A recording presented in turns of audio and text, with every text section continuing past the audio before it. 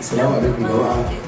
Da yadda sarki ya alƙawari a alƙawarin da Bilal Billah na zai ba shi kyautar miliyan 2 da kuma su ɗora waka, shi kuma Bilal ya ce ya fi buƙatar a ɗora waka da miliyan 2 da za a bashi.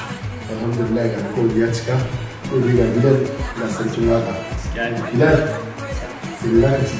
Ai ni ba wanda zan ce sai dai godiya kawai kuma a ƙara yin godiya. Allah ya saka da kai.